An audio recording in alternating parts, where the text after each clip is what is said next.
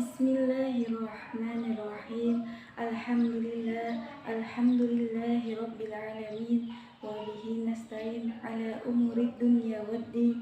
Wassalatu wassalamu ala asrafil anbiya'i wal mursalin sayyidina wa maulana Muhammadin wa ala alihi wa sahbihi ajma'in. Amma ba'du.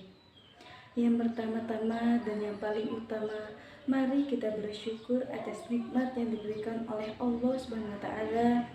Sholawat serta salam tak lupa pula kita haturkan kepada junjungan kita Nabi besar Muhammad SAW. Perkenalkan, saya dari kelompok 1, nama saya Nurul Hidayati. Saya akan mempresentasikan mata kuliah Bahasa Indonesia yang diampu oleh Ibu Tutus Rani Arifah. Saya akan menjelaskan tentang fungsi bahasa. Sedikit saya akan menjelaskan tentang sejarah bahasa Indonesia.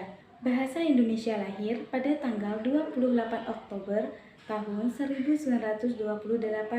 Pada saat itu, para pemuda dari berbagai pelosok Nusantara berkumpul dalam rapat pemuda dan berikrar: 1. Bertumpah darah yang satu, tanah Indonesia, dan 2. Berbangsa yang satu, bangsa Indonesia, dan 3. Menjunjung bahasa persatuan, bahasa Indonesia. Maka dari itulah bahasa Indonesia dinyatakan sebagai bahasa nasional dan bahasa negara pada tanggal 18 Agustus tahun 1945. Karena pada saat itu, Undang-Undang Dasar 1945 dinyatakan sebagai Undang-Undang Dasar Negara Republik Indonesia. Selanjutnya, saya akan menjelaskan tentang pengertian bahasa Indonesia. Apa sih bahasa Indonesia itu? Bahasa Indonesia adalah suatu yang melekat di diri manusia dan tidak dapat dipisahkan. Bahasa sebagai alat komunikasi dan berinteraksi satu sama lain. Saya akan menjelaskan tentang peran bahasa Indonesia. Peran bahasa Indonesia yaitu menyerap atau mengungkapkan hasil dari pemikiran seseorang. Peran bahasa Indonesia lain untuk memudahkan komunikasi secara lengkap, efektif, mengungkapkan ide-ide pesan atau cerita dan pendapat kepada orang lain. Peran penting bahasa Indonesia itu terbagi menjadi 4. Yang pertama, sebagai alat untuk berkomunikasi. Yang kedua, sebagai alat untuk melakukan contoh sosial. Yang ketiga, sebagai alat untuk mengekspresikan diri. Dan yang terakhir, keempat, sebagai alat integrasi dan beradaptasi sosial dalam lingkungan. Fungsi bahasa Indonesia.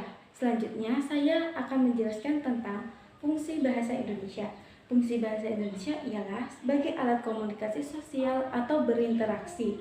Adapun fungsi bahasa Indonesia menurut bahasa baku ada 4 macam. Yang pertama, 1. Fungsi pemersatu. Yang kedua, fungsi pemberi kekasan. Yang ketiga, fungsi penambah kewibawaan. Dan yang keempat, fungsi sebagai kerangka acuan.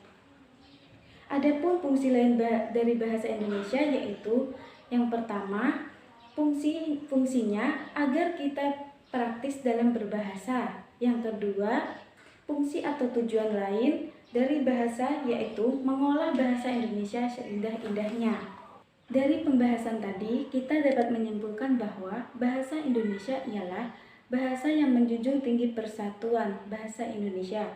Maka daripada itu, kita sebagai bangsa Indonesia patutlah kita berbahasa Indonesia dengan baik dan benar.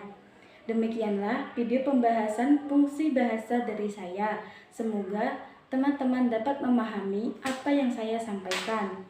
Saya memohon maaf atas segala kekurangan video dari saya. Saya akhiri. Assalamualaikum warahmatullahi wabarakatuh.